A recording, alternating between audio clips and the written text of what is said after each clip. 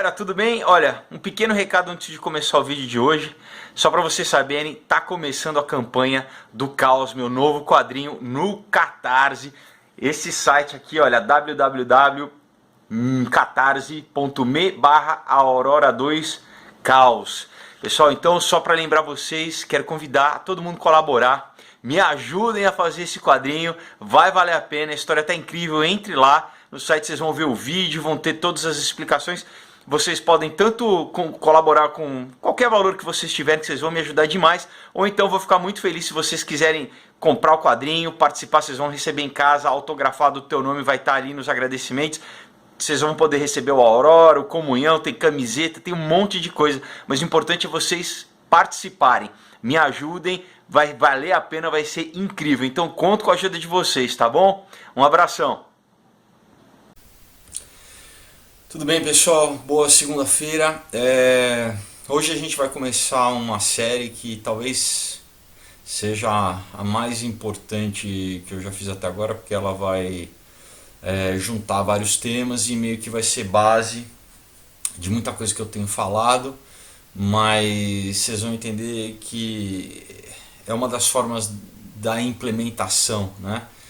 Da nova ordem mundial, enfim, liga com tudo, com o anticristo, liga com tudo, tá? Então, mas de qualquer forma, mesmo que você não seja cristão, é importante você assistir esse vídeo, tá? Porque se a gente for pensar de um ponto de vista meramente sociológico, né? Ou, enfim, de como esse sistema que a gente está usando agora, enquanto você está me vendo, tem cada vez mais mudado a sociedade. Enfim, e tem servido como uma ferramenta de controle social, tá bom?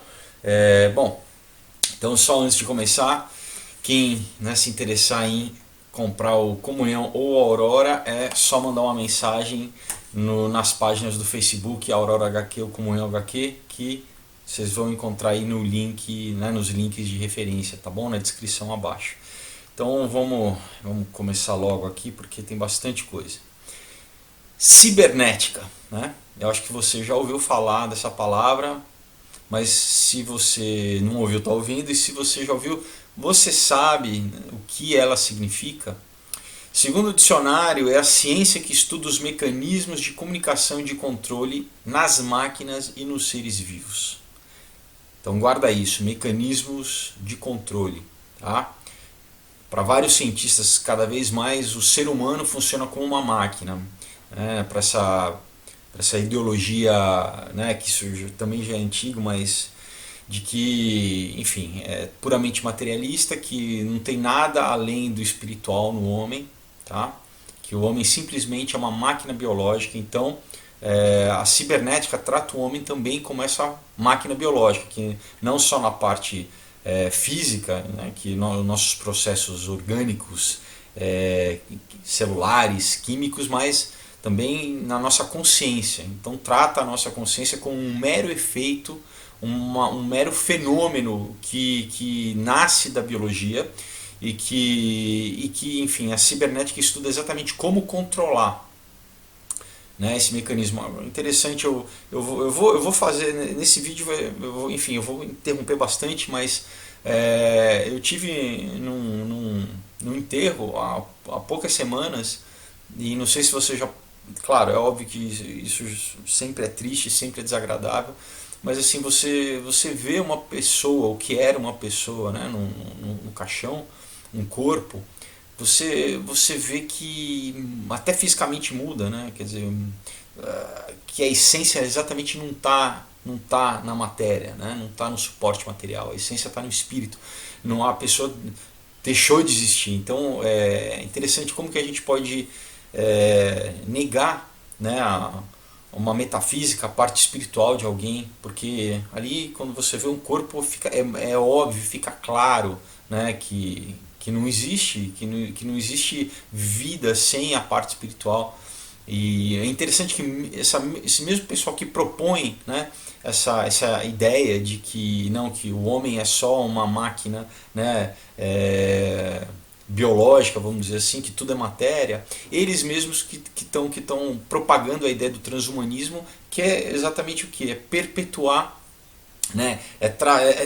tirar a consciência humana, né, dessa parte material para uma parte para fazer um download na nuvem ou fazer um novo corpo mecânico. Então eles mesmos estão assumindo que o homem em si não está preso no corpo, mas ele, enfim, é a consciência, é a consciência. Então vocês entendem que é uma falsa dicotomia, uma dicotomia contraditória, que ao mesmo tempo eles usam que o homem puramente não tem espírito, né? Que o homem é puramente um efeito biológico e que quando morre acaba, mas do outro lado eles falam não, e quer dizer, isso eles usam só para a religião, né? Para o que a gente considera religião, né? E no outro eles falam não, então vamos perpetuar, vamos fazer um download de nós mesmos em outras plataformas, né? Biológicas ou sintéticas, ou uma simbiose entre elas.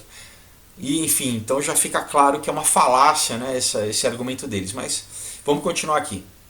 Então assim, se você não ouviu falar sobre essa palavra cibernética, agora você conhece o sentido, né? Que é o que? É uma forma de controle, é o estudo de como você controla, né, tanto máquinas quanto seres vivos. Tá? Mas enfim, se você não ouviu, não tem problema, porque você lida com esse sistema todo dia. Todo dia, toda hora que você usa o teu smartphone, toda hora que você usa o teu celular, o teu tablet, você está lidando com cibernética. Por mais que você não saiba, você está lidando com cibernética. Então, nós cada vez mais somos dependentes das máquinas e dos mecanismos que controlam as máquinas. Né? Existe, claro, cada máquina tem um software, mas você tem uma meta... um metamecanismo, vamos dizer assim, que não está nem mais no software, né, da tua máquina, mas que opera o quê? Na internet. Né? Mas o interessante é a gente começar fazendo essa pergunta: será que esses mecanismos controlam só as máquinas ou eles nos controlam também através das máquinas? Conforme né, nós achamos que nós operamos as máquinas, mas será que companhias, por exemplo, que criam esses sistemas que controlam as máquinas, conseguem nos controlar também e controlar a sociedade em geral? Então a minha proposta nesse vídeo é mostrar que cada vez mais nós somos controlados por esse sistema cibernético e mais, né, que nós ajudamos a alimentar esse sistema com todos os dados que nós damos a respeito de nós mesmos. E que no final, esse sistema que vai ser o sistema usado pelo anticristo para dominar o mundo, no que vai ser o sistema da besta. Então, meio que essa é a ideia do vídeo, apresentar isso para vocês, né? Propor e vamos investigar se tem algum fundamento isso. Então, bom, essa ideia da cibernética é muito antiga. Tá? Isso a gente consegue traçar até os gregos, até Aristóteles. Tá?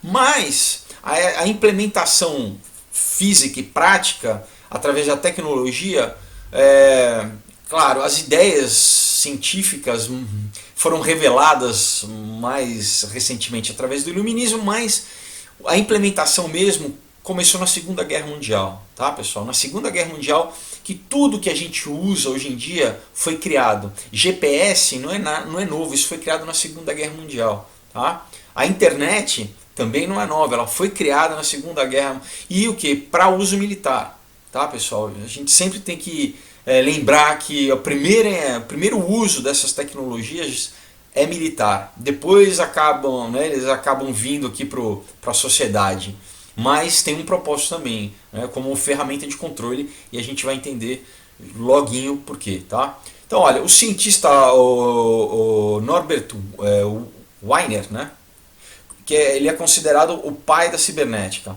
Um pouco antes dele morrer, em 1964, ele disse, entre aspas, ultimamente tenho me preocupado com pensamentos sobre vassouras rebeldes, gênios em garrafas e patas de macaco.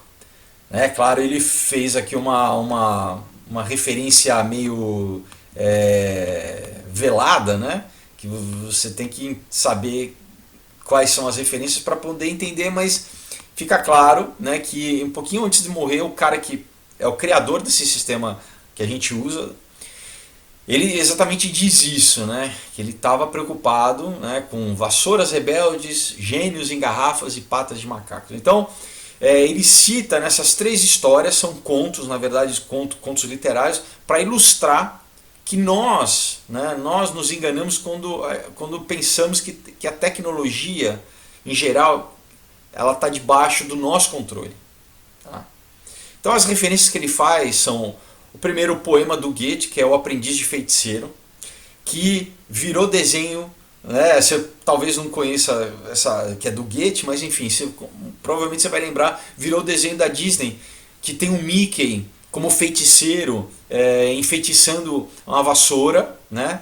Que ele é o aprendiz do feiticeiro que não aparece, você só vê a sombra do feiticeiro. E daí a vassoura começa, ela foge do controle. E daí tem um exército de vassouras. Vocês lembram disso? Enfim, o segundo é o gênio da fábula O Pescador e o Gênio, né, da história das Mil e Uma Noites, que também virou desenho da Disney, né, com o Robin Williams, né, que é o, enfim, e é o Aladdin, né, virou o desenho Aladdin.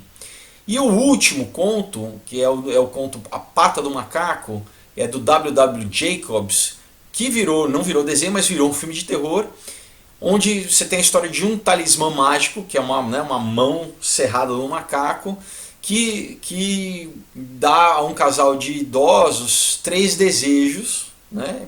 Tem um paralelo com a história do gênio, mas que vem com um preço terrível. Assim, cada desejo que é atendido, eles pagam de uma forma muito pior. Então, ele está ilustrando, né, que nos 3 contos você tem um tema em comum, que são consequências inesperadas e geralmente negativas, geralmente trágicas, de quando um homem procura subverter a natureza em busca de poder. Basicamente o quê? De fazer magia, fazer feitiçaria, né? Você perverter a natureza, a ordem natural das coisas para conseguir aquilo que você quer.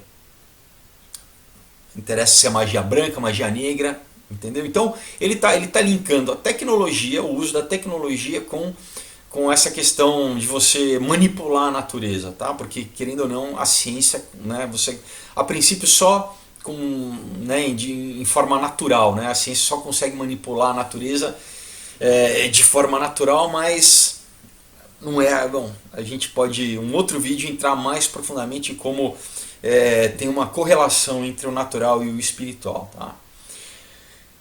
Só para lembrar que fazendo um linkzinho, o Arthur C. Clarke, né, diz que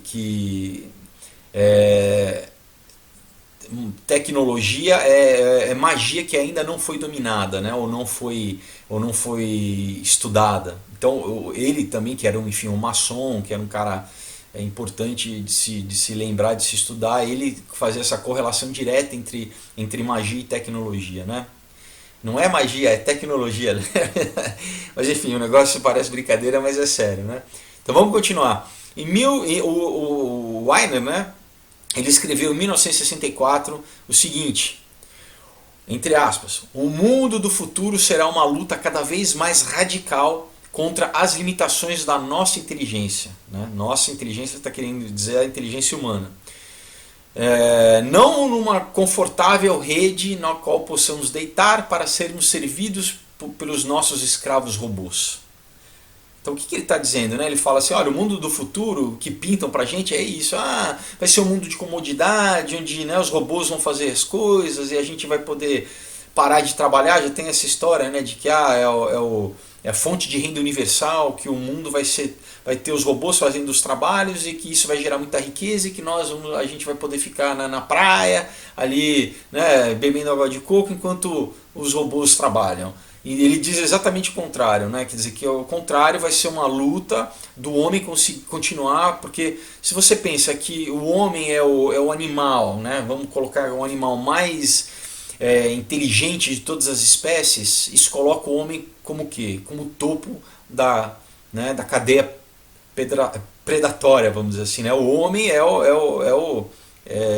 o ápice da natureza no sentido, e não é pelas nossas capacidades físicas, porque vários animais são muito mais fortes do que nós e mais preparados do que nós, entre aspas, né? como pela natureza, com dente, com garra, com força. Mas o homem o quê? O homem dominou toda a natureza pelo quê? Pela inteligência, pela consciência. Agora, se nós criamos uma máquina que é infinitamente mais capaz do que nós mesmos e realizar tudo, né? Já tem computador batendo, né? Os maiores jogadores em todos os jogos, né? Quer dizer, ultrapassando a inteligência humana, mas tudo bem que daí é uma coisa localizada, a inteligência artificial ainda que existe ainda não tem essa capacidade plástica do cérebro humano de pensar em vários campos diferentes, né? O que eles estão trabalhando arduamente para conseguir, mas imagina, no momento em que realmente houver um computador que consiga, né, uma inteligência artificial que consiga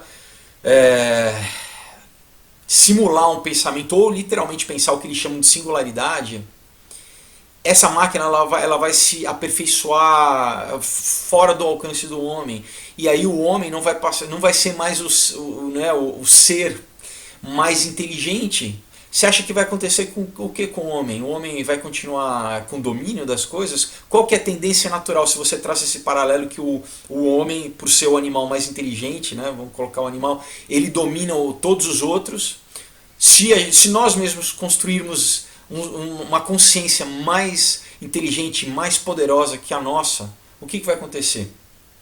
Você já tem cientistas da computação dizendo de alguns computadores que começam a entrar num feedback loop entre eles e começar a escrever seus próprios algoritmos, e que os próprios engenheiros, né, eles não conseguem ler mais, porque eles não conseguem entender, porque eles começam a conversar entre eles, a criar uma linguagem própria. Então muitos têm que o quê? Que desligar os computadores. Por enquanto a gente consegue, mas no momento que uma máquina entender, né, realmente ter consciência, e daí a partir do momento que ela tem consciência de que ela não quer ser desligada, ela tem vamos dizer, um instinto de sobrevivência, o que ela vai fazer para controlar?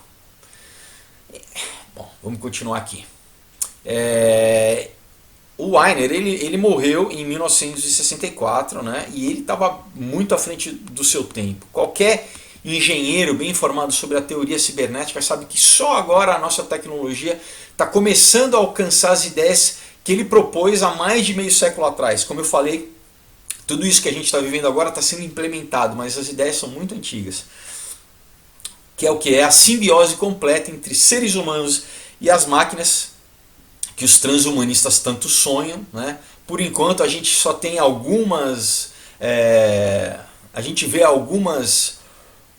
sinais, né, dessa simbiose, geralmente aplicadas à parte médica, que sempre vem com um discurso positivo, né, que vão facilitar a sociedade, mas você não precisa entrar em tanto assim, né, em questão da gente ter peças, né, literalmente no nosso corpo, que já tem, né, tatuagem eletrônica, enfim. Isso aqui, você anda com ele o tempo inteiro, ele já faz parte de você, né? Você não está dependente dele, você já não usa ele como um segundo cérebro seu, coisas que você não consegue guardar, você guarda nele. Né? Uma coisa que, por exemplo, o Marshall McLuhan, que é um pensador, ele né, de teoria da comunicação, ele já falava isso nos anos 60. Isso aqui é uma extensão de você.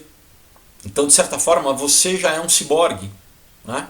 Porque, enfim, você não consegue ficar sem uma extensão tecnológica de você mesmo, tá? Então, assim, apesar dele mesmo propor isso, né, acabou virando o pesadelo final, né, do Weiner, como é comum em vários cientistas que se arrependem depois deles terem criado as suas aberrações. Quer dizer, no começo ele pensou, ele sugeriu tudo isso, mas quando ele foi vendo que aonde que ia dar tudo isso, ele ficou preocupado, ele começou a se arrepender. Da mesma forma como eu já falei antes, né, por exemplo, a gente tem no Manhattan Project, que criou a bomba nuclear, né? Você tem o Robert Oppenheimer, né, que, por exemplo, já falou, né, depois que ele viu a destruição da bomba, ele falou, poxa, nós nos tornamos o deus da destruição, Shiva. Ele né, é a história da caixa de Pandora. Vamos voltar aqui.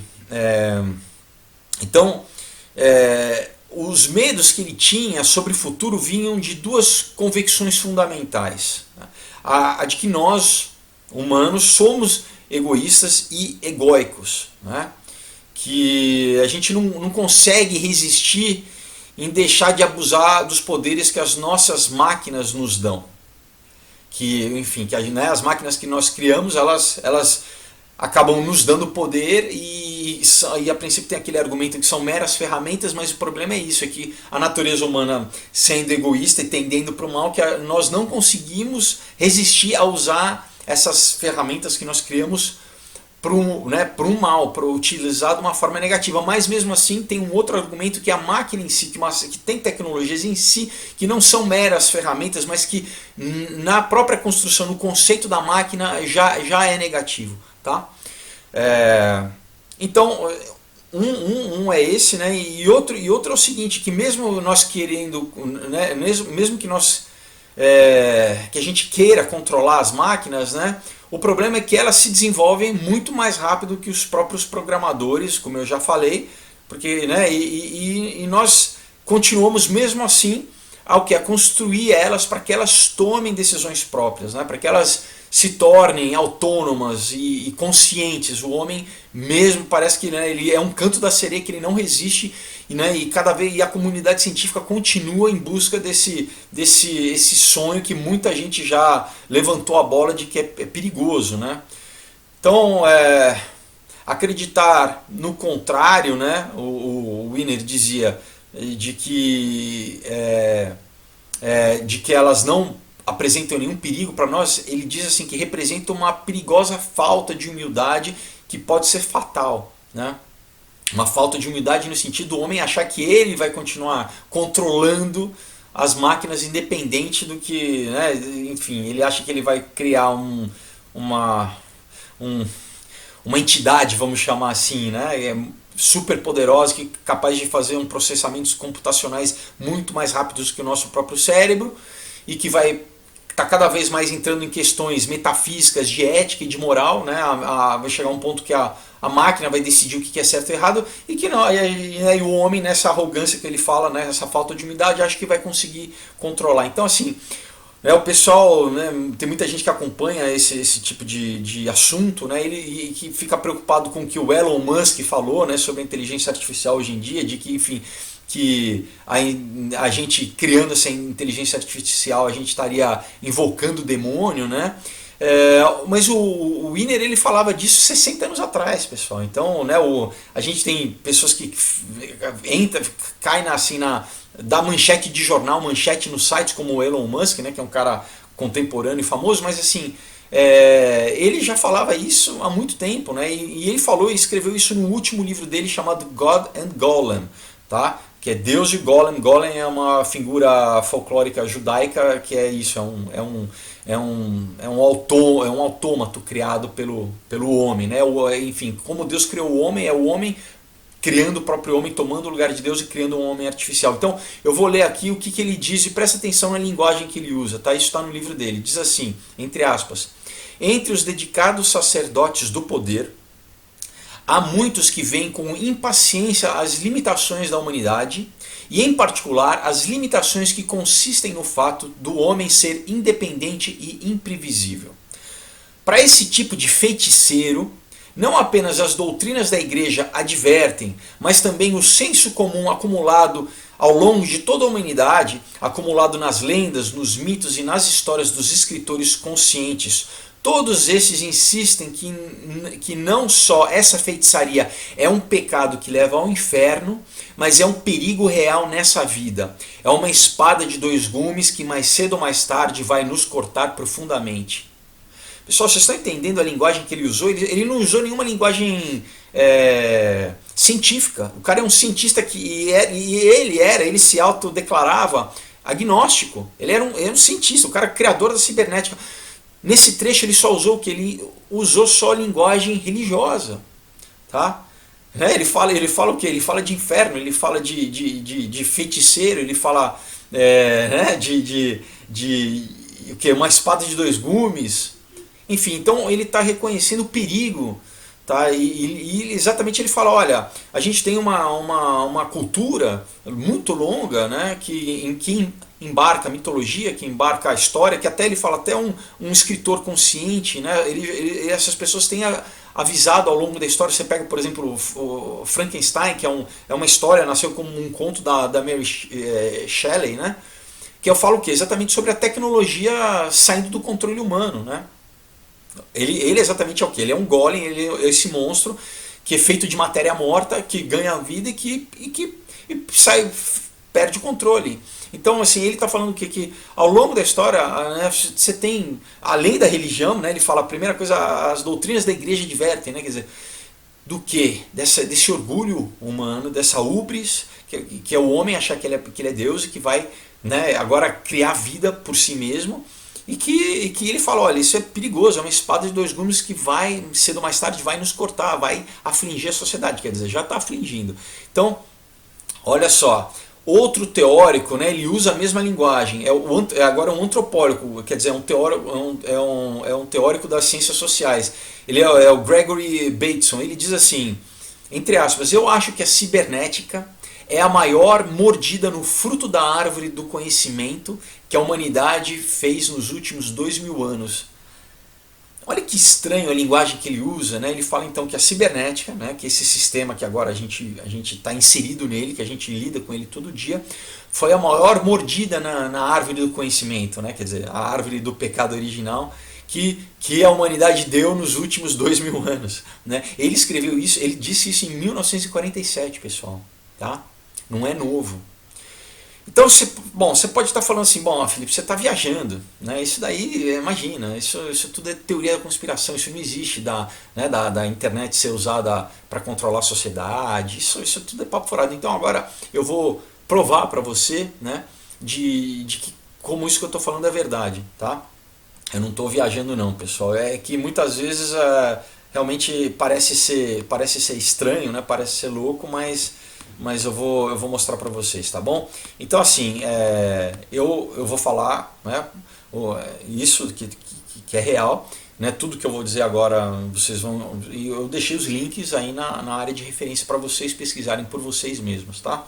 Então vamos lá, primeiro, em 2016, 2 anos atrás, vazou supostamente um vídeo de treinamento interno do Google. Eu digo supostamente porque com certeza não teria vazado se eles não quisessem, tá? Então meio que eles que vazaram, né? Esse vídeo é chamado Selfish Ledge, tá? Que quer dizer mais ou menos assim como o registro egoísta ou o livro caixa egoísta, né? Selfish é egoísta e Ledge é mais ou menos isso, né? Com aquele livro de anotações, né? dos contadores, é um registro, tá? Então vamos agora, a partir de agora, vamos usar esse termo livro, tá? Para ficar mais fácil. Agora, esse título, só ilustrando um pouco, ele faz referência a um livro de um dos cientistas ateus, né, e inimigos do cristianismo mais famosos, né, atualmente, que é o Richard Dawkins. Não sei se você já ouviu falar, mas ele volta e meia ele aparece na mídia falando, enfim, ele escreveu livros como O Gene Egoísta e Deus, um Delírio, né? Enfim, dizendo que Deus é um delírio, é uma loucura social. Enfim, ele é um cara que afronta diretamente o cristianismo, não só o cristianismo, as religiões, entre aspas, mas principalmente o cristianismo, né? Ele, o próprio Dawkins, ele é citado no vídeo, tá? Tem imagem dele, tem foto né, e citam, fazem um paralelo entre as teorias dele e o que eles propõem no vídeo, né? Então ele é claramente uma influência para o Nick Foster, que é o chefe do design, né? Ele é o diretor, vamos dizer, de uma empresa que é subsidiária da Google, chamada X, tá? Chama X. Antigamente se chamava Google X, agora é só X. Então, e ele é o cofundador da Near Future Laboratory, também, que é um laboratório, enfim, que no final das contas é de transhumanismo, mas de inovações e tal. Então assim, o Nick Foster é o cara que criou o vídeo e ele narra o vídeo, tá?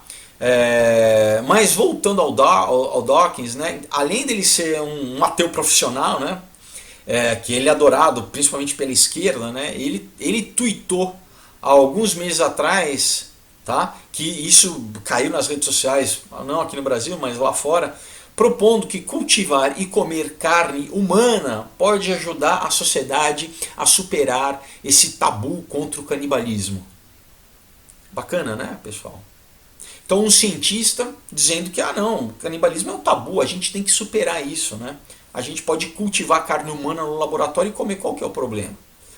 Então, só para dar um exemplo para vocês de conceitos, eu vou em outro vídeo eu vou falar especificamente sobre canibalismo e sobre como, sabe, a gente vê na mídia programas como Santa Clarita's Diet, assim como tem sido, e eu falo um pouco disso, né, no Comunhão também, de como isso é uma coisa muito antiga. Na verdade é culto ao Baal, tá?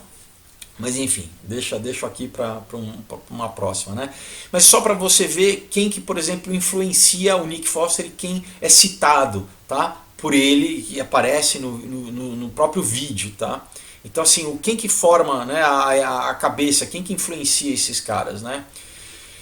Então assim, esse vídeo, né, o Selfish Led, ele mostra um conceito criado pelo Google de que como a coleta total de dados poderia remodelar a sociedade, porque basicamente o que o Google faz é isso, né? Ele está o tempo inteiro coletando dados, né? Uma ferramenta de busca, mas de coleta, e de como eles podem usar esses dados, esse banco de dados, essas informações que eles têm ao nosso respeito para remodelar a sociedade.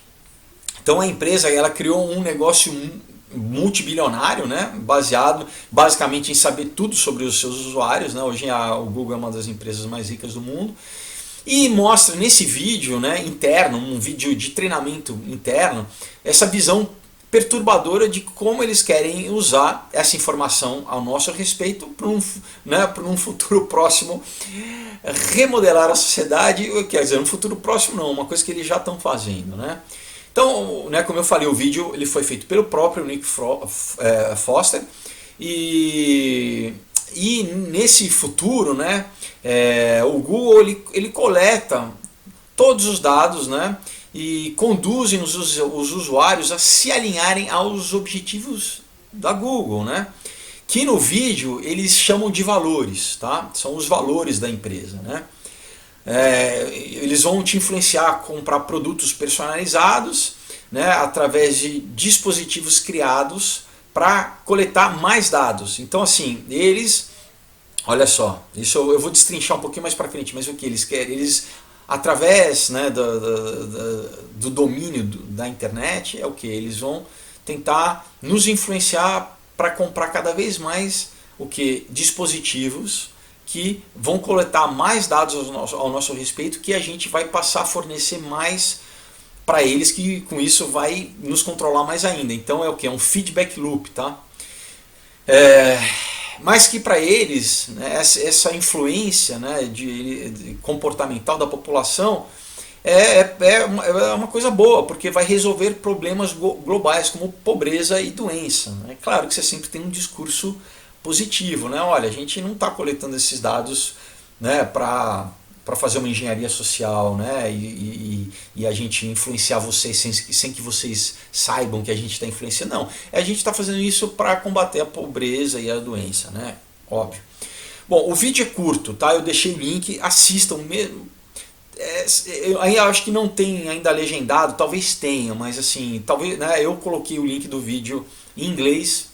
Ele tem 9 minutos, ele começa falando sobre a teoria do lamarckismo, que a gente, né, quem lembra, aprende em aula de biologia, pelo menos aprendia, né, na minha época, que é sobre como a mudança no ambiente causa mudança nos organismos e, por consequência, no seu comportamento. Tá? Então o lamarckismo, né, o Lamarck, ele falava isso principalmente com o inseto, né, e a gente vai entender a questão do tema de inseto no vídeo inteiro. Tem inseto, eles mostram inseto pra caramba, mas enfim, então diz assim, como o meio ambiente transforma, né, o indivíduo, o organismo e, enfim, por consequência, o comportamento social, né. O narrador, como eu falei, é o próprio Nick, né, a voz dele que você ouve, ele diz, né, que a maneira com que a gente usa os nossos celulares e cria uma representação constante em evolução de quem nós somos. Isso, né, entre aspas, do que ele diz no vídeo. O que não deixa de ser verdade. Né? Então, tudo que você compra, tudo que você navega, tudo que você, os teus interesses. Ele, okay, então o Google vai coletando isso e vai formando meio que um avatar seu, né? Que é esse banco de dados que é o tal do registro, ou o tal do livro, né? O LED, né? Que é o, só que lembra que ele fala de selfish, né? Então é o livro egoísta, né? Então, mas enfim, ele fala que o Google ele vai criando uma representação virtual de você, um modelo virtual de você através das coisas que você procura, das coisas que você navega, tá? É uma versão virtual de nós, né? De todos os nossos gostos, né? Do que a gente pensa, do que a gente consome. E esse modelo mental virtual de nós mesmos pode ser usado para, olha o detalhe, né? Para modificar os nossos comportamentos e transferir essas informações de um usuário para o outro. Então é transferir você, né, as tuas informações, o teu banco de dados, né, vamos dizer, a tua versão digital para um outro. Como assim? Presta atenção, olha o que ele diz, né, entre aspas, ele diz assim: princípios de design centrados no usuário dominam o mundo da computação há muitas décadas. Mas se olharmos as coisas de forma... Mas e se olharmos as coisas de forma um pouco diferente? E se o livro contasse com uma vontade ou propósitos próprios, em vez de simplesmente agir como referência histórica? Então vamos parar aqui e destrinchar um pouquinho, né? Ele está falando o quê? Que princípios de design, né? Que ele está falando que de algoritmos, de software, antes eles eram, né, centrados no usuário, né, para você utilizar, né? Isso há muito tempo, não é novo. Mas e se a gente pensar de uma forma diferente? Ele está dizendo, se esse registro, né, o livro, ele contasse com uma vontade própria, com propósitos próprios. Então não é só mais um banco de dados que serve como referência histórica, né, daquilo que você já pesquisou, daquilo que você gosta, mas e se ele tivesse vontade própria, né? Por isso que ele é egoísta, né? Por isso que ele tem um ego, ele quer fazer as coisas por si mesmo, né? E ele continua, então, ele continua assim: e se nos concentrássemos em criar um livro mais rico, introduzindo mais fontes de informação? E se pensarmos em nós mesmos não como os donos dessa informação, mas como simplesmente guardiões, transportadores temporários ou curadores? Então ele está falando que você não é mais proprietário de você mesmo, da informação que você gera. Ele fala, não, né, vamos pensar que, né, essa fonte de informação que é você, que você dá, que a gente guarda, que isso não pertence mais a você, né, que você simplesmente é um depositário, né? Quer dizer, então nós viramos hospedeiros da informação, simplesmente, né? Para eles, né, nós não somos donos de nós mesmos, né? Da nossa consciência, do que a gente pensa, né? E, né, esse tal livro, que é o modelo virtual de nós mesmos, não seria só um banco de dados, como eu falei, né? Que ele diz que serviria só como referência histórica, guardando as informações, né, sobre o que a gente comprou, pesquisou, viu, comeu, viajou, interessa com o que a gente fala, mas que esse livro ele passa a ter uma vontade própria, né, um propósito próprio fora do nosso controle. Além disso, ele diz que o livro, né, com o registro, né, do uso dos nossos dispositivos, né, seja o celular, seja o computador, né, com todos os nossos dados sobre ações, decisões, preferências, movimentos, relacionamentos, é algo que poderia ser transmitido para outros usuários, assim como a informação genética é transmitida através de gerações. Na verdade, já porque eles vendem as nossas informações, né? Eles vendem as nossas informações para empresas que querem saber como criar uma campanha que vai atingir você de uma forma melhor, né? O target, né? A palavra em inglês, né, usada no meio publicitário é target, então é exatamente o alvo, você é um alvo. Então eles vendem, eles já fazem isso, né? Mas de uma forma ainda não tão... né? Já é um controle, já é uma forma de sugestão de consumo, como fazer com que você compre tal produto. Então eles já estão te manipulando de certa forma. E o que? O Google ele vende essa informação do que? Dos hábitos do usuário, dos hábitos de consumo do usuário. Só que aqui ele vai um passo além, porque é falar que esse banco de dados ele vai passar a ter uma vontade própria, né? Ele vai passar a ter objetivos próprios, tá certo? Então, e outra coisa é isso, né? Quer dizer, transferir de você para outra pessoa, para outro usuário, para outra entidade, para uma então que é uma coisa muito louca, porque é o que a gente já vê, né? Por exemplo, quando, né, no Facebook muitas vezes tem uma pessoa que falece, mas o perfil continua, né, a presença digital da pessoa continua na rede, né? Então é o que ele está falando, né? Quer dizer, quando ele fala comparando com a transmissão de um gene, né, de uma geração para outra geração, você falece, mas o teu gene vai se perpetuar numa outra geração. Então ele está falando isso, que a tua presença digital, mesmo depois que você morrer, a gente vai continuar tendo direito sobre essa tua presença, ela vai estar na internet, né? E calma, por que isso é assustador? Eu vou continuar um pouco mais para frente. Então olha só, né? A gente já fiz essa introdução sobre qual é a ideia, né, dentro do vídeo. Então agora vamos partes por partes, tá? Do vídeo, o que o vídeo fala, né? Então, caso você não entenda inglês, já é uma coisa para você entender um pouco, tá? Bom, o vídeo ele é dividido em partes. A primeira parte, né, tem uma cartela, né, escrito, diz assim, é chamada Il Grillo Parlante, tá? Em italiano, mas que quer dizer o quê? O grilo falante do Pinóquio, tá? Que na história do Pinóquio, o grilo ele representa o quê? A consciência do Pinóquio, tá? O Pinóquio é uma marionete, né? Lembram que é o quê? É uma marionete que quer virar um homem. O Pinóquio já é uma história gnóstica, tá? Já é uma história. O autor do Pinóquio era maçom, então ele já representa isso, que é uma marionete, né, um androide que quer ter consciência, que quer virar um garoto, né? Que quer virar um ser vivo, tá? Então o grilo é o que? Ele é essa consciência fora do boneco, tá? Que dirige, que dá a consciência para ele, que dá a moral para ele. Então tá claro, né, que o Google, né, ele se vê como a consciência, né, e que nós somos marionetes, né? Nessa parte, né, o Nick Foster ele diz assim, entre aspas, inicialmente esse processo vai ser dirigido pelo usuário. Bom, se ele fala inicialmente, quer dizer que vai ter algum momento que o processo vai deixar de ser controlado pelo usuário, né? Que vai passar a ser controlado pelo livro, né? Refletindo os valores do Google, né? Não os seus valores. Então assim, né, ele continua, você pode escolher um objetivo qualquer, mas o Google vai influenciar as suas ações e as suas decisões conforme os valores do Google, né? Mas é claro, como eu falei antes, que para eles, esses valores, eles são para o bem comum da humanidade, da sociedade, né? Para isso, eles vão usar todas as informações que tiverem ao teu respeito para tentar te influenciar a fazer o que eles querem, né? Claro que esse processo acontecendo o tempo inteiro, toda hora que você entra na internet, toda hora que você navega, toda hora que você está online, ele vai acabar acontecendo sem que você perceba, porque eles vão te sugestionando o tempo inteiro, né? Até o seu comportamento ser modificado. A parte 2 do vídeo é chamada A Pena do Cornelius Fudge.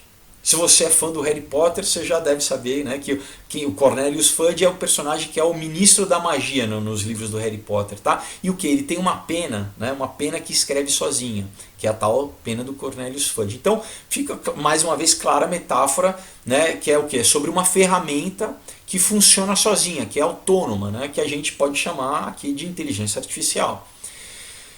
Então a gente vê que, né, que é o tal do livro, né, que é essa versão virtual de nós mesmos, né, ele está querendo saber informações sobre você, né, todas as informações, e no caso eles usam no vídeo, eles usam um exemplo que é o que? Que é o peso, vamos dizer, o peso de um usuário. Então ele não sabe, o sistema não sabe qual é o teu peso, então ele vai buscar em todos os aparelhos na tua casa que estão conectados na internet para ver se encontra algum que dê essa informação para ele, né? Só que, enfim, ele não encontra nenhum que fornece essa informação. Só um parênteses, né, para vocês saberem, cada vez mais, né, eles querem que todos os objetos da tua casa estejam conectados à internet, não só os eletrodomésticos, tá? Que isso já é muito comum, né? Geladeira, micro-ondas, máquina de lavar, já todos estão conectados, mas eles querem que tudo, lâmpada, tá? Até peças de roupa, que tudo venha com um chipzinho, o que eles chamam de Internet of Things, tá? Então vamos voltar aqui. né? Claro que com a internet, né, das coisas, a balança do seu banheiro também, né, tem que ter um chip para o quê? Para estar fornecendo dados para a internet, para eles poderem coletar.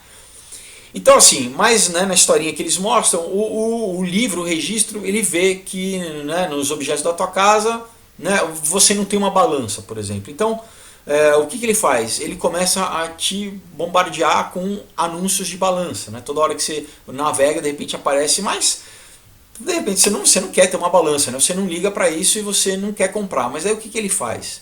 Ele desenha uma balança de acordo com os seus gostos, de acordo com as cores que você já comprou, que ele consegue ver quais as cores que você mais gosta, o teu gosto estético, tá? O design, o tipo de coisa, ele cria o teu perfil estético, os teus gostos. Então, segundo o teu banco de dados, né, as histórias, os filmes que você viu, as músicas que você, ele traça um perfil, né? E o que? Ele manda fabricar uma balança através de uma impressora 3D. Pessoal, isso está no vídeo, tá? Não é viagem minha, isso está no vídeo. Ele manda fabricar, né, uma impressora, através de uma impressora 3D para o quê? Essa balança ideal que vai te atrair, né, ao máximo. Ele quer aumentar ao máximo o teu desejo de compra. No vídeo eles usam uma balança, por exemplo, mas pensa nesse livro, nesse registro, fazendo isso com tudo que você compra, com o que você quer comprar e com coisas que você nem quer comprar, com coisas que você nem pensa que você precisa. Bom, já é comum, né? Muita gente já falou, né, das pessoas estarem conversando, né, sobre comprar alguma coisa como fralda, por exemplo, e daí o processador, né, de fala do Google que está no teu celular, né, ele grava o que você disse, ele está ligado porque você habilita o tempo inteiro, não é só quando você fala ok Google que ele passa a funcionar, ele está o tempo inteiro ligado, e que daí o que? Na próxima vez que você vai navegar, o que? Pum, aparece um anúncio de fralda. Isso, né, provavelmente vocês já devem ter visto. Então assim, né, voltando, o computador ele começa a tomar decisões e apresenta por si só, e apresenta essas decisões para você como se fossem suas, sem você perceber, né? Não esquece que ele vai querer comprar objetos que ajudem a ele a coletar mais informações que faltam ao seu respeito, no caso, por exemplo, como o peso, né? Para entender melhor como você pensa, né? E para saber como ele pode te influenciar para cumprir o seu objetivo, os valores do Google, né? Isso a gente conhece já de uma forma um pouco mais simples, né? Por exemplo, naquelas listas de referências que aparecem no Amazon, né? Baseados nas compras passadas. Eles falam, talvez você se interesse por isso, né? Você já deve ter visto isso, né? Mas isso aqui que eles estão falando no vídeo está passos à frente, porque ele está te direcionando sem você saber conscientemente, né? Não está falando, olha, talvez ele tá. Então vamos usar o exemplo da balança, né, para fechar. Ok, então ele pode começar a mostrar na tua timeline matérias sobre regime, sobre como perder peso para o verão, né, sobre como celebridade tal, né, perdeu não sei quantos quilos e encontrou o amor da sua vida, né, ou então por um outro viés, né, quais são os riscos da obesidade, né? E finalmente, né, que o melhor remédio mais barato, né, e a melhor dieta é o que? É você comprar uma balança, né, que daí ele mostra que é o que caramba, desculpa, qual que é aquela palavra mesmo? Coincidentemente, cara, desculpa. Coincidentemente, essa balança ela aparece no formato da sua raça de cachorro preferida, né? Ou com a carinha do personagem do seu desenho favorito, né? Que você já viu várias vezes online. Olha só por quê, né? Olha, daí você acha fofo, né? E daí você compra a balança, né? E finalmente o Google ele consegue passar a rastrear todo, né, o teu peso todos os dias, que é uma informação estratégica, porque ele vai poder te manipular através disso de milhões de formas, sabendo o que você consome, o que você come, né? Então a gente está usando um exemplo, né, a princípio simples da balança, mas pensa isso em tudo, pessoal. Como ele pode te influenciar. Então você entendeu esse processo? Você fala, como que vai me influenciar? mostra matérias de lugares que você nem pensou, ele vai plantando sugestões em você. Poxa, uma balança, de repente, eu não tenho balança em casa, nunca pensei em comprar, mas olha só, né, a cantora que eu gosto, ela comprou a balança, olha como ela tá bonita. Já fica, poxa, eu quero ficar bonita igual ela. Então, outro fala assim, não, melhor do que qualquer, né, dieta, não sei aquela dieta e tal, é o que? É você ter uma balança em casa que você... Não que isso não ajude, não é bom ter uma balança, mas estou falando, você sabe como que eles vão te sugestionando até o que de repente o que ele já pesquisou e apresenta para você aquela balança que é uma balança que te encanta, além de ser da funcionalidade, ela olha só, é a raça do meu cachorro, né, como eu falei, é o personagem do que, sei lá, algum tema que você se apaixona, é a cor que você gosta, né, o design que você gosta, o material que você gosta, e daí você não vou comprar a balança. E é isso, pessoal, né? Deixa eu ver como é que é o tempo que está do vídeo aqui. Não, ainda a gente tem mais um tempinho, então vamos continuar. Ficou claro, né? Como eles querem que esse sistema, que esse livro, né? Essa inteligência artificial, ela te manipule, né? Como ela tá fazendo a tua cabeça. Enfim, não é simplesmente uma ferramenta, né, mas eles estão, né, literalmente coletando dados para ter acesso como você pensa, né, a quem você é e poder te controlar. Mas é claro que tudo isso depende do quê? Do Google ter acesso, né, a essa quantidade de informações, né, sobre nós, né, os dados, as decisões que a gente faz. Mas o interessante, né, é que no vídeo em nenhum momento aparece nenhuma preocupação com privacidade, eles não tocam nesse assunto, com possível vazamento de informação eles não tocam nesse assunto, e principalmente, né, com o abuso dessa informação, né, isso em momento nenhum aparece, né, levantada essa questão no vídeo, né. Então, assim, a demanda, né, que esse livro, que esse sistema tem por dados, cada vez mais dados a respeito de nós mesmos, né, é assustadora, né? O próprio Nick, né, ele diz claramente no vídeo, né, entre aspas, ele diz assim, a noção de um livro orientado em direção a uma meta se torna mais interessante, né, do que simplesmente coletar dados, né? Então, né, o livro orientado em direção a uma meta, ele se torna mais interessante. Ele continua, né, e sugestões em direção a tal meta podem ser aplicadas não pelo usuário, mas pelo próprio livro, né? Então ele está falando o quê? É o livro modelo de você, né, independente de você, né, agindo por conta própria, né, e passando até a te influenciar. Agora, assim, vamos lembrar que essa meta, né, da inteligência artificial do Google, né, ela segue os valores do Google, né? Lembra, né, que ele falou inicialmente que o processo era dirigido para o usuário inicialmente, né? Então a gente chega na parte 3 do vídeo, que começa com uma frase em latim dizendo assim, unus pro omnibus, que quer dizer um por todos, tá? Então a visão do Nick sobre o livro vai além de servir como uma ferramenta de autoaperfeiçoamento para o usuário, né? Como uma balança que eu vou ser mais saudável. Não, esse sistema ele seria capaz de, agora entre aspas, o que ele diz, né, preencher lacunas em seu conhecimento e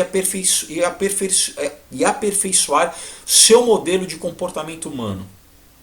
Então, não é só o teu comportamento particular, ou o meu comportamento particular, mas o comportamento da espécie humana inteira. Tá? Eles querem exatamente o que? Criar uma versão virtual do que seria um cérebro mundial, né? E aí vai ficando um pouco mais complicada a questão. Então, o que? Ele quer vasculhar, né, esse banco de dados do comportamento geral todo, buscando padrões de comportamento, para depois decodificar, né, como se fosse o genoma humano, e eles usam, né, a parte que o Richard Dawkins aparece, eles falam, né, dessa decodificação, para o quê? Para fazer previsões cada vez mais precisas sobre as decisões e comportamentos futuros da sociedade em geral. Ele fecha dizendo assim, à medida que os ciclos de coleta e comparação se estendem, pode ser possível desenvolver uma compreensão em nível de espécie de questões complexas como depressão, saúde e pobreza. Traduzindo, eles querem moldar a sociedade como, né, como um todo, segundo o que eles acham que a sociedade deve ser. E isso leva a gente à última parte do vídeo, que é chamada de Behavior Sequencing, né, que a gente pode traduzir como decodificação ou codificação comportamental, né? Então, como eu falei antes, né, ele compara o mapeamento do genoma humano, né, que agora, infelizmente, possibilita a edição do DNA, né, do DNA, com aquela tecnologia chamada CRISPR-9, que o que propõe modificar a natureza humana, né, conforme o bel prazer do homem. Eu quero o filho de olho azul, eu quero que o filho tenha 1,90 m, seja loiro, enfim. Então ele traça esse paralelo dizendo que da mesma forma que o genoma humano, né, possibilita essa manipulação do código genético, que o mapeamento do comportamento humano coletivo também possibilita a eles ao que é modificar o comportamento da sociedade, da população humana inteira. Então é o que? Basicamente é engenharia social elevada à quinta potência, pessoal. Isso é muito sério, tá? Então agora a gente entende por que o Google ele nasceu dentro da CIA, tá? Dentro da Agência Nacional de Segurança Americana. Tá? E eu deixei tem links aí para vocês pesquisarem no material, tá, de referência sobre isso, sobre como o Google ele nasceu parte, né, de uma iniciativa privada, mas ele foi totalmente subvencionado pela CIA. Tá? Bom, durante todo o vídeo, né, como eu falei, a gente ouve som de grilos cantando no fundo, né? Tem um grilinho ali, também imagens de abelhas, de vespas, de formigas, né? Todos insetos que vivem em sistemas de castas sociais, sem individualidade, obedecendo ao coletivo, né? que é a colmeia, ao formigueiro. Lá fora eles chamam isso de hive mind, tá? Que é o pensamento, vamos dizer assim, de colmeia, né? Um pensamento que está preso nessa... que basicamente é o que? A velha massa de manobra, né? Que a gente conhece como massa de manobra. Então na última cena, né, o Nick, né, ele fala como nós vamos nos tornar nessa sociedade formigueira controlada por um computador. Todos trabalhando para o bem comum da espécie, né? Apesar disso parecer ficção científica, pessoal, o tal livro, né, ele se alinha perfeitamente ao pensamento que já existe em outros produtos do Google. Por exemplo, o Google Fotos, né? Ele faz o que? Ele escolhe fotos que acha que você, né, vai achar as mais legais de uma viagem, por exemplo, de um aniversário, né, e ele já cria um álbum para você, né, baseado nessas sugestões da inteligência artificial. O Google Maps, né, e o assistente do Google, né, eles fazem sugestões baseadas nas informações que eles já coletaram sobre os locais que você costuma ir, costuma frequentar, sobre os teus hábitos, né? Então a tendência, né, com todos esses serviços, né, ele tem sido o quê? Uma postura cada vez mais inquisitiva e mais assertiva, para a gente não dizer agressiva, por parte do Google, né? Quer dizer, até mesmo a composição de e-mail que você escreve, ela está sendo cada vez mais automatizada para o Google, né? Cada vez mais ele sugere palavras, enfim. Então, nessa época que está sendo discutida qual que é a ética que deve reger, né, essa tecnologia nova toda, que é da inteligência artificial, o Google ele está sendo pego, né, em falhas, né, em implicações, né, nessa questão ética, né, dos seus produtos, né, como foi, né, acabou de acontecer numa convenção da Google, né, a conferência I/O, né, quando eles mostraram um produto novo chamado Duplex, tá? Essa repercussão foi super negativa, né? Por quê? Porque o Duplex, essa ferramenta nova, ele tem o potencial de enganar os usuários, né? E eu vou explicar, né? Eu vou falar dele um pouquinho mais para frente, tá? Porque é o que? A inteligência artificial fazendo ligações, marcando reuniões por você, tá? Eu vou falar um pouquinho mais para frente. Então, voltando sim ao vídeo, né, ao Selfish Ledger, né, o que ele apresenta o Google como se fosse o solucionador para os problemas mais difíceis do mundo, os problemas da humanidade, como se fosse um Deus, basicamente, né? Mas que para fazer isso ele precisa ser o quê? Ser alimentado todo dia por você, né, pelos usuários, com cada vez um grau maior de informações, tá? De informações pessoais, né? E ele o que? Ele se dá ao direito de controlar, né, o comportamento de toda a população. Né? Enfim, ele fala o quê? Que ele vai o quê? Usar as informações em direção a um objetivo final que segue os valores do Google. Né? Então, quais seriam os valores do Google? Né? Quais são os valores que o Google promove? Então vamos pegar alguns. Né? Uma matéria no site News Hub, né, desse mês ainda que está acabando, né? Quer dizer, vocês vão ter visto, ver o vídeo, eu acho que já vai ter acabado, mas que o quê? Que os cristãos, né, principalmente nos Estados Unidos, eles estão indignados com um dispositivo do Google chamado Google Home, tá? Porque ele não responde perguntas sobre Jesus Cristo. O link do vídeo está aí nas referências, tá, pessoal? Então o que? Na semana passada, isso eu estou gravando esse vídeo dia 27 de julho, tá? Então, mas na semana passada esse vídeo já tinha sido esse vídeo já tinha sido visto por mais de 6 milhões de pessoas, tá? Desde que ele foi postado no Facebook. Então é uma americana perguntando para o Google Home informações sobre várias figuras religiosas, tá? Sobre Buda, sobre Alá, sobre, né, Maomé, e sobre conceitos religiosos também como Nova Era, enfim. E ele dá, né, ele fala quem é Alá, quem é Buda, fala sobre a Nova Era, mas quando chega a pergunta, quando ela pergunta sobre quem é Jesus ou quando é Jesus Cristo, o sistema responde: desculpa, eu não entendo a pergunta, ou desculpe, eu não sei como ajudar. Tá? Isso gerou uma polêmica lá, um monte de gente falando, porque fica claro como que o sistema ele fala detalhadamente sobre quem é Alá, sobre quem é Buda, sobre quem, né, sobre quem é a Nova Era, mas não sabe quem é Jesus Cristo. Né? Uma matéria no site Daily Wire, né, ele diz que o Google agora está trabalhando com grupos liberais para atingir, né, para combater sites conservadores. Então, né, o Google que ele promove a agenda liberal, né, ele é contra né, sites conservadores. Na CNN, né, que é um canal liberal, tá, um canal de esquerda, saiu assim: o Google pressiona, né, pelos direitos dos gays em campanha Legalize Love. Tá?